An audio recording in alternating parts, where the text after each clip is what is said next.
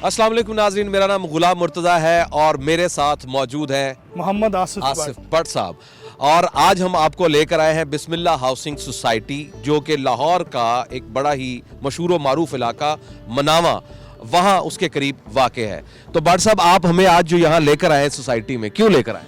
जी बिल्कुल, आज हम जीटी रोड पे बिस्मिल्लाह डेवलपर के ज़ेरे निगरानी बनने वाली बिस्मिल्लाह हाउसिंग स्कीम जो है उसके ऊपर आपको लेके आए हैं, ताकि हम देख सकें कि यहाँ पे जो बिस्मिल्लाह हाउसिंग स्कीम की इंतज़ामिया है, जो उन्होंने रिहायशियों से वादे किए थे डेवलपमेंट के हवाले से और इस इलाके की जो खूबसूरती के हवाले से, वो कंप्लीट किए कि नहीं किए।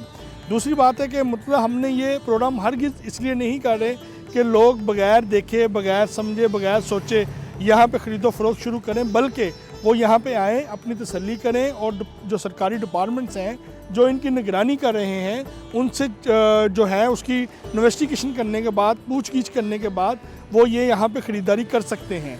लेकिन हमारा मकसद है यहाँ पे जो होने वाली डेवलपमेंट है, कम्युनिटी सेंटर हैं, पार्क है, मसाजिद हैं, या यहाँ पे जो भी और चीज़ें हैं, कमर्शियल मार्केट हैं, उसको दिखाएं ताकि वो अच्छे तरीके से यहाँ पे इन्वेस्टमेंट कर सकें। अच्छा, और भी बहुत सारी सोसाइटीज़ थी।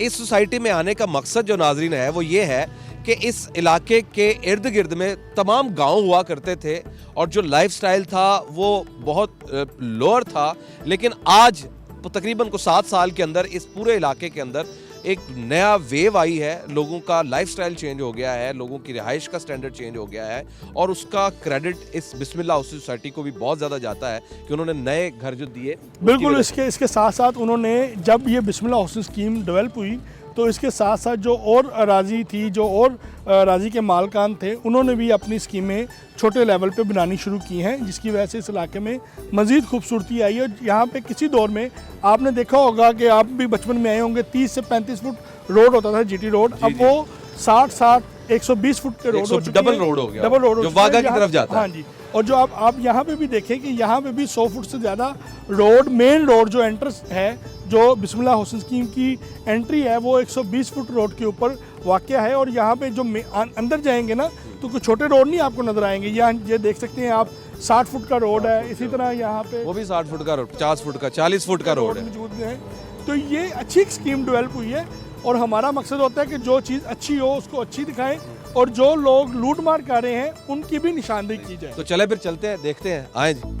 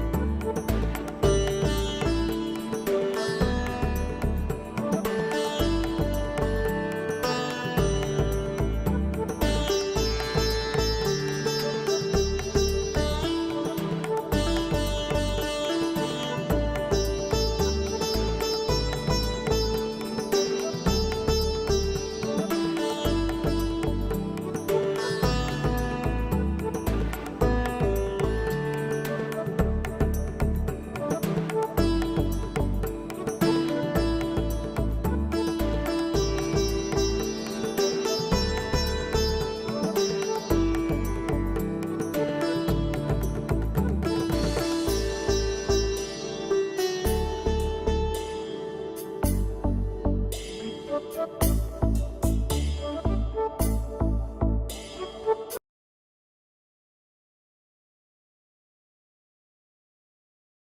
जनाब, सोसाइटी के कुछ व्यूज़ हमने आपको दिखाए हैं और अब हम इस सोसाइटी के ऑनर हाजी इखलाक अहमद साहब उनके पास मौजूद हैं और उनसे पूछते हैं कि सोसाइटी को बनाने का जो विज़न था वो क्या है, उनको क्या क्या मसाइल दरपेश आए, अब तक जो इतनी ज़बरदस्त सोसाइटी डेवलप कर ली है अभी क्या मसाइल उनको दरपेश हैं और मज़ीद वो कौन से फेजेस लाने का प्लान कर रहे हैं। सब बहुत बहुत शुक्रिया सर आपके वक्त का, आपने वक्त दिया, बड़ी खुशी हुई आपकी सोसाइटी देख के। माशाल्लाह बड़ी मेहनत की आपने और इस इलाके के लिए ख़ास तौर पर बिल्कुल नई चेंज दे दी आपने। एक गांव हुआ करता था, सड़क का भी फ़र्क पड़ा जब डबल रोड बनी, क्योंकि ये सिंगल रोड होता था, वाघा की तरफ जाता था। गांव था मुकम्मल, गाय भैंसें यहाँ बंधी होती थी। यहाँ एक नया ट्रेंड दे दिया आपने लोगों को रहने का और बहुत पोश इलाका इसको बना दिया आपने। ये ख्याल और ये आपके जहन में आया कैसे? ज़ाहिर है हर शख्स एक बिज़नेस करने के तो सोचता है, लेकिन एक विज़न होता है कि मैंने लोगों को एक अच्छा लाइफस्टाइल देना है। जब आपने सोसाइटी शुरू की तो आपके जहन में क्या था सर? बिस्मिल्लाहिर्रहमानिर्रहीम। आज से तकरीबन 20 साल पहले जब मैंने महसूस किया कि जिस तरह आबादी बढ़ रही है, लोगों को अच्छे घरों की, अच्छी सोसाइटी की ज़रूरत है, मैंने कुछ दोस्तों के साथ मिलके एक प्लान बनाया ताकि लोगों को अच्छी रिहाइश जो है ना वो प्रोवाइड की जाए। शुक्र अल्हम्दुलिल्लाह, तकरीबन 20 साल हो गए हैं मुझे इस बिज़नेस में आए हुए। आज तक कोई मेरा क्लाइंट, कोई मेरा इन्वेस्टर मुझ पे एक भी शिकायत नहीं कर सकता कि ये प्लॉट हमने ख़रीदा था तो आगे ये तो किसी और ने कंस्ट्रक्शन शुरू कर दी है। अच्छा, वो जो एक इशू होता है कब्जा कर लिया किसी ने, फलां कर दिया, वो कोई नहीं है। 20 साल पहले जिसने प्लॉट लिया था अभी तक अगर उसने घर नहीं बनाया तो उसका प्लॉट वहाँ मौजूद है, सेफ पड़ा हुआ, कोई उसको कुछ नहीं कर सकता। कोई उसको कुछ नहीं कर सकता। फिर हमने आहिस्ता आहिस्ता फिर 5-6 प्रोजेक्ट किए, पहले कुछ दोस्त के साथ, और शुक्र अल्हम्दुलिल्लाह ये मेरा ईमान भी है कि जो काम आप करते हैं अगर आप दयानतदारी से करते हैं तो अल्लाह ताला की रहमत उसमें शामिल हाल होती है। अगर आप बददयानती करते हैं तो अल्लाह ताला की रहमत उस काम से निकल जाती है, फिर उसमें बंदा बर्बादी वाले पासे जाते हैं। मुश्किलात क्या आई शुरू में जब आपने शुरू किया? फाइनेंशियल तो होती हैं ज़ाहिर है पहले। असल ज़्यादा सोसाइटी बनाने में ज़्यादा मुश्किलात ये होती हैं कि सबसे पहले जो ज़मीन परचेज़ करनी होती है ना, क्योंकि इतने बड़े मालिक नहीं हैं, 2-2, 3-3 एकड़ हैं लोगों के, बहुत ज़्यादा किसी की हुई 10 एकड़ या 20 एकड़ ज़मीन इकट्ठी करना जो है ना वो सबसे मुश्किल काम वो है। तो वो जो इसकी टेक्निकलिटीज़ होती हैं, खाता समझना, यानी फ़र्द को पढ़ना, खाता खतौनी देखना, उसका मोहल्ले वकू देखना और पीछे पूरा रिकॉर्ड मौजूद होना, और वो जो पटवारियों का एक बड़ा पुराना स्टाइल भी है जो बेचारे बदनाम भी हैं, सारे तो नहीं लेकिन चंद अफराद जो घपला कर लेते, उसमें आपकी टेक्निकलिटी उस वक्त थी जब आपने शुरू किया था? पता था आपको? सबसे पहले जिसने भी हाउसिंग सोसाइटी का काम करना है, ज़मीन लैंड का काम करना है, उसको सबसे पहले रेवेन्यू के जो डॉक्यूमेंट है ना उनका पता होना चाहिए। फ़र्द क्या होती है, उसको पढ़ा कैसे जाता है, खसरान नंबर होते हैं, खेवड़ नंबर होते हैं। अगर बंदे को ये नहीं पता ना तो बंदा कामयाब नहीं हो सकता। लोग फ़र्द उठाते हैं, जगह कहीं और है तो वो कहते हैं ये निशान इस जगह पर है, उसके बाद लिटिगेशन शुरू हो जाती है। उसके बाद जब आप पोजेशन लेने जाते हैं, पेमेंट आपने कर दी, जब पोजेशन लेने जाते हैं तो वो बंदा कहता है ये तो मेरी जगह है, ये तो फ़लाँ जो बंदा आपको सेल करके गया है उसकी जगह तो फ़लाँ जगह पे है। इसलिए हम अब तो शुक्र अल्हम्दुलिल्लाह जितने भी हमारे अदारे हैं टाउन के होने चाहिए, हमने उसी वक्त ही ये सारे डेवलप कर लिए थे। जो रिटायर्ड पटवारी हैं वो हमने रखे हुए हैं। कोई भी बंदा फ़र्द लेके आता है, अक्स हमारे पास होता है, वो उधर से देख लेता है कि आया कि ये हमारे प्लान में जगह है या नहीं है। अदरवाइज़ इसमें फिर लोग ब्लैकमेल करना शुरू कर देते हैं। अच्छा भाई साहब, जैसे कि आपने रेवेन्यू के हवाले से बात की है, इसी तरह रेवेन्यू के एक डिपार्टमेंट है, वहाँ पे तो आप ज़मीन ख़रीदते हैं, उसके निशान लगाते हैं कि यहाँ पे हमने सोसाइटी बनानी है। टेक्निकली जो काम है वो तो मुख्तलिफ डिपार्टमेंट्स और भी हैं, जैसे LDA है, जैसे PHA है, जैसे वासा है, ठीक है, जैसे इरिगेशन डिपार्टमेंट है। ये सब लोग हैं जहाँ से हमें NOC लेते हैं, वो हमें क्लियरेंस करते हैं, तो फिर हम अपनी सोसाइटी जो है वो शुरू भी करते हैं और उसको फाइनलाइज भी करते हैं। क्या वहाँ पे भी कभी आपको मुश्किलात का सामना करना पड़ा है? क्योंकि एक बड़ा अवाम को जब आप एक वादा करते हैं कि हम इतने अरसे में ये आपको डिलीवर कर देंगे, ठीक है, और महकमों की तरफ से जब आपका जो केस होता है वो किसी न किसी इशू के हवाले से, किसी न किसी बात के ऊपर वो रुक जाता है, तो तब आप उन मुश्किलात का कैसे सामना करते हैं? बट साहब, बहुत अच्छी बात की आपने। देखो, ये एक हाथ है, इसकी 5 उंगलियां हैं, ये पांचों बराबर नहीं हैं, इनमें भी फ़र्क है, कोई छोटी है, कोई बड़ी है। ये जो अदारे हैं इसमें भी हम लोग ही हैं, इंसान बैठे हुए हैं। तो एक्चुअल इंसान जो है ना वो लालची है। बहुत ज़्यादा लोग अच्छे हैं, कुछ लोग ऐसे होते हैं जो ये कहते हैं जी हम तो दयानतदार हैं, लेकिन हमने काम भी नहीं करना, जिनकी वजह से अदारे बदनाम हैं। जिनकी वजह से अदारों पे जो है ना वो उंगलियां उठती हैं। ठीक है, अच्छी बात है। मैं समझता हूँ कि आप अपने बच्चों को रिज़्क़ हलाल खिलाएंगे तो कल वो अच्छे इंसान बनेंगे। अगर एक बंदा, उसको कोई दुनियावी लालच नहीं है, किसी भी डिपार्टमेंट में है, तो उसको चाहिए कि वो पॉजिटिव माइंड रखे। जो जायज़ है काम, उस पे लोगों के चक्कर ना लगवाए। अगर कोई उसमें कोई प्रॉब्लम है तो उनको बताएं, वो बताए कि इसमें ये प्रॉब्लम है, ब्रीफ करें, ताकि उसको हल कर लिया जाए, कोई सलूशन निकाल लें, वो उसको हल कर लें।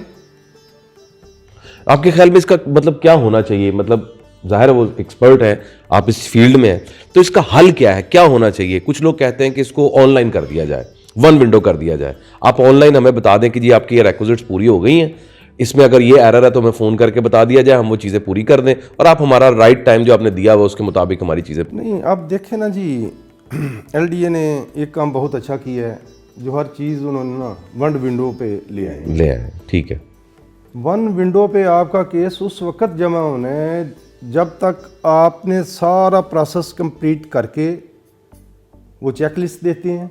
ठीक है, उसके मुताबिक आपने सारे डॉक्यूमेंट, हर चीज़ फाइल तैयार करके तो उनको देनी है, उन्होंने चेक करनी है, उसके बाद वो सबमिट होगी। ये अच्छी चीज़ है। फिर वो प्रोसेस जो है ना वो चलता रहता है। अदरवाइज़ पहले क्या होता था, अनकम्प्लीट फाइल जमा होगी जी, अब ये ऑब्जेक्शन लग गया, फिर 2 महीने गुजर गए, फिर 2 माह गुजर गए, फिर ऑब्जेक्शन लग गया कोई, फिर ऑब्जेक्शन लग गया। अब जो इन्होंने किया ना वो बहुत अच्छा काम किया कि अपनी पूरी फाइल कंप्लीट करके 1 विंडो पे आप जमा कराएं तो फिर 60 दिन में वो अप्रूवल दे देते हैं। अच्छा भाई साहब, जब आपने ये स्कीम शुरू की थी, बिस्मिल्लाह, और काफ़ी प्रोजेक्ट आपने माशाल्लाह शुरू किए हैं, इंशाल्लाह आपसे मुलाकातें रहेंगी, तो उस वक़्त इस इलाके में आपने प्लाटों की खरीद जो फ़रोख्त थी वो कितने में की थी? और आज अल्हम्दुलिल्लाह, क्योंकि आपने इस एरिया को बड़ा डेवलप किया, आपकी वजह से यहाँ पे और भी स्कीमें आ गई और यहाँ के जो मेन रोड्स थे जो छोटे छोटे थे अब बड़े हो चुके हैं, आपके इर्द गिर्द रिंग रोड बन चुका है, मोटरवे बन चुकी है।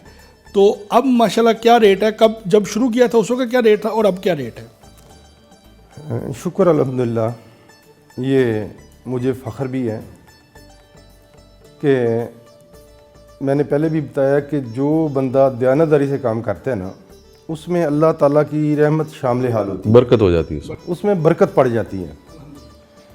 जब हमने बिस्मिल्लाह प्रोजेक्ट लॉन्च किया तो हमारा रेट था 1,80,000 रुपये पर मरला। अच्छा, यस, 20 साल पहले की बात बता रहे हैं? नहीं, ये 10 साल पहले की। 10 साल पहले 1,80,000 रुपये जी रेट जी था? जी। अच्छा। और जो कमर्शियल था वो 4 लाख पर मरला था। आज अल्लाह के फजल से जो लोगों ने 1,80,000 में पर मरला प्लॉट परचेज़ किया रेजिडेंशियल, आज 11 लाख 12 लाख पर मरला वो चल लोग रहा है। सेल कर रहे हैं। किसी ने घर बनाए हुए हैं, कोई घर बना के सेल कर रहा है, किसी ने उस वक़्त की इन्वेस्टमेंट की हुई है वो बेच रहे हैं।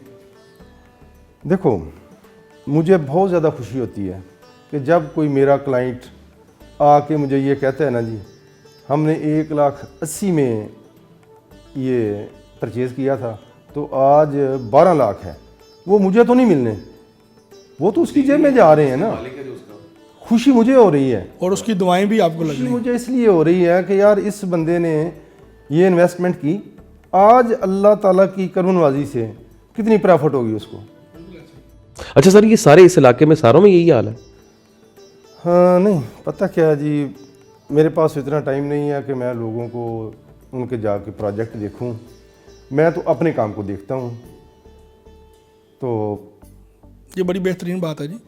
कोशिश बंदा करता है, मैंने कोशिश की है, आगे ये सारी अल्लाह की करमनवाजी है। अच्छा सर, हमने आपकी स्कीम का विज़िट भी किया, माशाल्लाह हमें बड़ी खूबसूरत लगी। यहाँ पे ये मैंने देखा है कि 60-70% जो हैं वो घर बन चुके हुए हैं, कमर्शियल मार्केट बन चुकी हुई है, मस्जिद मौजूद है, पार्क मौजूद हैं, पार्क में तमाम बुनियादी सहूलतें जो एक फैमिलीज़ के लिए होनी चाहिए वो मौजूद हैं।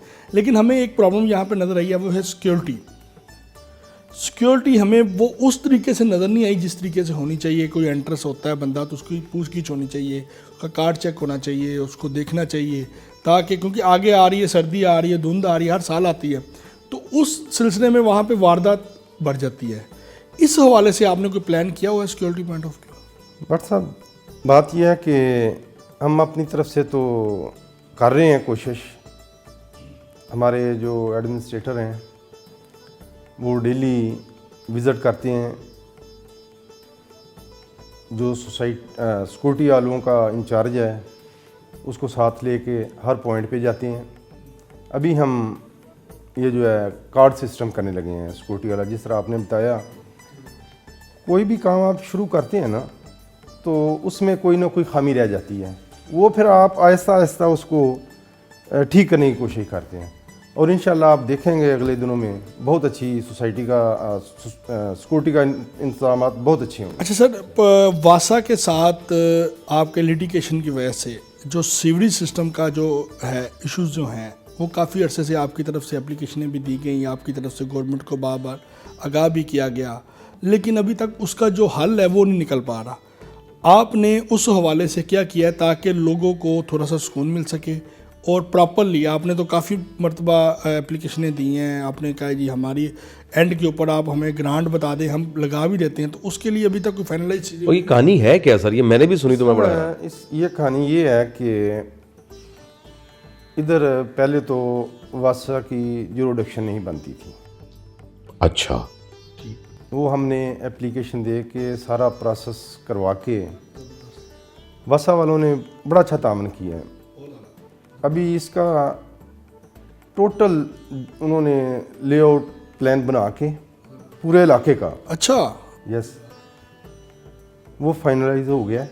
अब पंजाब गवर्नमेंट का काम है कि वो फंड रिलीज़ करें और जहाँ जहाँ पाइप डलने वाले हैं या ड्रेन बनने वाली है वो बनाएं। और ये प्रॉब्लम बहुत ज़्यादा लोगों को है। अभी आबादी बहुत बढ़ रही है, जो कच्ची आबादी हैं वो भी बढ़ रही हैं, उनका निकासी का कोई पुरसाने हाल ही नहीं है। अच्छा, ये सब घरों में पानी, कुछ लोग हैं जिनके घरों में पानी जमा हो जाता है क्योंकि प्रॉपर काम नहीं है। पहले आबादी थोड़ी थी, अब आबादी बहुत ज़्यादा हो चुकी है, कच्ची आबादी बहुत ज़्यादा है हमारी। जी, इधर बहुत है बिल्कुल। अच्छा भाई साहब, एक बात बताएं कि लोगों को बड़ी तवक्कुआत थी बिस्मिल्लाह हुसैन स्कीम फ़ेज़ 2 की।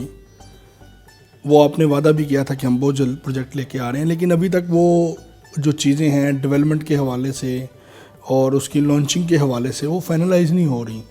क्या वजूहत हैं कि वो प्रोजेक्ट जो है जिसके हवाले से एक नया शहर काना की तरफ आबाद होगा वो लेट हो रहा है?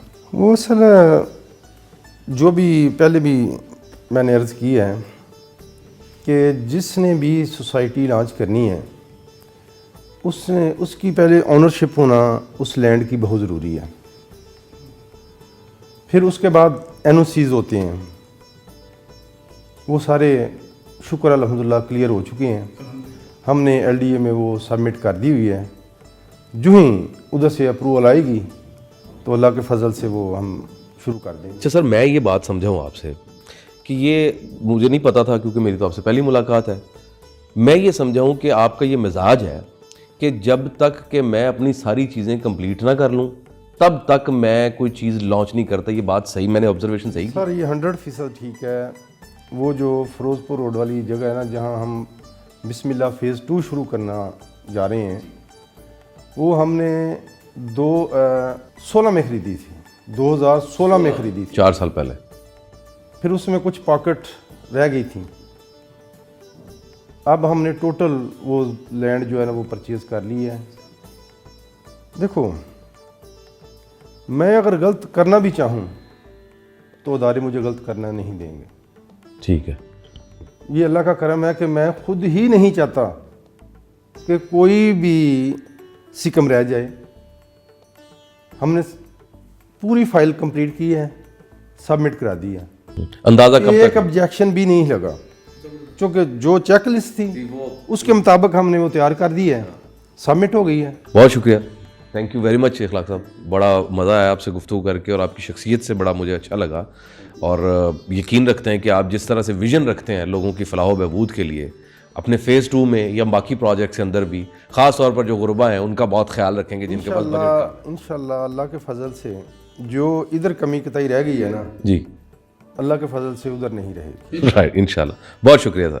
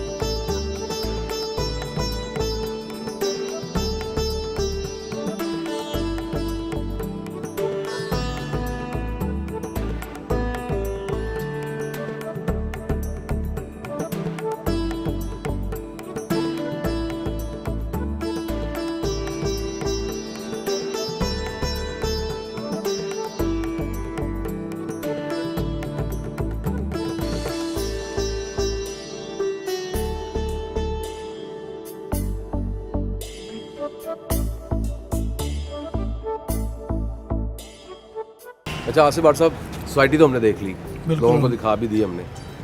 मेरा क्या एनालिसिस है वो तो मैं बताता हूँ आपको। पहले तो आप अपना एनालिसिस बताएं ना कि आपका एनालिसिस क्या है। मैं इनको 85% देता हूँ, 15% सिक्योरिटी और वासा के हवाले से मैं इनको। अच्छा मैं 80% पे हूँ। अब मेरा आपसे थोड़ा सा कम होता है क्योंकि मैं ज़रा स्ट्रिक्ट पॉलिसी रखता हूँ। देखिए इन्होंने सिक्योरिटी के बारे में बताया कि मैंने इनसे कहा कि जी सिक्योरिटी ये होनी चाहिए कि स्टिकर्स होनी चाहिए गाड़ियाँ जो यहाँ के रिहायशी हैं, वो अपने फॉर्म जमा करवाएं, उनको स्टिकर्स मिले, वो अपनी गाड़ियों पर स्टिकर लगाएं, वो मोटरसाइकिल स्टिकर्स लेन अलग होनी चाहिए और जो विजिटर हैं उनकी लेन अलग होनी चाहिए, बिल्कुल ऐसे ताकि वो अपना तारुफ कराएं और जाएं। वो कह रहे हैं कि जी चूँकि हमारे पास क्लाइंट्स आते हैं तो अगर उनको रोक लिया जाए तो वो अजीब सा होता है। तो मेरा नहीं ख्याल कि ये लॉजिक ठीक है, क्योंकि सिक्योरिटी पहला इम्पैक्ट ही उनको मिलना चाहिए कि जनाब इधर सिक्योरिटी टाइट है, तो सिक्योरिटी की वजह से तो मैं इनको दूंगा। दूसरा मैं इनको ये है कि ये जो पोश एरियाज़ हैं उनसे थोड़ा सा ज़रा हट के है, इर्द गिर्द गांव है और ये बॉर्डर के करीब ना कहें इसको, मतलब उसके करीब आगे बॉर्डर के गांव भी आ जाते हैं, लग जाते हैं, इससे ज़्यादा दूर नहीं, 10 किलोमीटर के करीब वाघा बॉर्डर आ जाता बिल्कुल है। ऐसे ही। ठीक है, लेकिन जाहिर है हमारी फ़ौज सिक्योरिटी का बड़ा सवाला हुआ, इस तरह को इतना ख़तरा नहीं है अरबों करोड़। और मैंने जो पॉजिटिव चीज़ें देखी हैं इन दो वजूहात की बिना पर मैं इसको 20 नंबर कम कर रहा हूँ और मैं 100 में से 80 नंबर दे रहा हूँ, और जिसको 80 नंबर मिलते हैं पेपर में उसको ए ग्रेड मिल जाता है, तो मैं इनको ए ग्रेड देता हूँ। 85 वाला आपने जो दिया वो ए प्लस ग्रेड है, मैक्सिमम है, वो इससे ज़्यादा होता ही नहीं ग्रेड। तो आप ए प्लस दे रहे हैं तो हमें ए दे रहे हैं, तो मेरा ख्याल है कि ये एवरेजली ए ठीक ग्रेड है, यानी यहाँ पर इन्वेस्टमेंट अच्छी है। जो पॉजिटिव चीज़ें मुझे इनकी नज़र आई हैं वो ये है कि वाकई जो ज़ुबान हो रही है वो पूरी हो रही है, फिर इनकी लैंड की एक्विजिशन पूरी की पूरी है, और जो इनके पास जिसको अनाउंस कर रहे हैं वो इनकी जो है वो लैंड पूरी है। बहुत शुक्रिया भाट साहब। लेकिन एक बात यहाँ पे नाजरीन को हम बताते चलें हाँ कि बहुत आप ज़रूरी है। जब भी किसी भी स्कीम में आप जाएं, हमारा प्रोग्राम करने का मतलब ये है कि हम आपको एक अवेयरनेस दें, एक कि आपके एरियाज़ में अच्छी सोसाइटीज़ बन रही हैं, यहाँ पे आप ख़रीदो फरोख्त कर सकते हैं, यहाँ पे आपको प्रॉफिट हो सकता है, ठीक है। और जहाँ पे भी वो ख़रीदारी करें उसको उसके मतलब पटवारखाने से चेक करें, LDA से चेक करें, वासा वापटा सुई गैस डिपार्टमेंट से चेक करें, ताकि उनकी अपनी तसल्ली हो सके। हमारा मकसद है इस चीज़ों को आगाह करना, आपका जो काम है उसकी तसल्ली करना, और जब आपकी तसल्ली हो जाए, आपकी फैमिली की तसल्ली हो जाए, आपके दोस्तों की तसल्ली हो जाए, तो फिर आप वहाँ पे ख़रीदारी कर सकते हैं। जो उनके बाई लॉज है वो पूरे चेक करें, अच्छी तरह से चेक करें, और उसके बाद फिर ये कई जगह ख़रीदें। हमें इजाज़त दीजिए। आसिफ भाट साहब को बहुत बहुत शुक्रिया, क्योंकि पब्लिक को बताना होगा।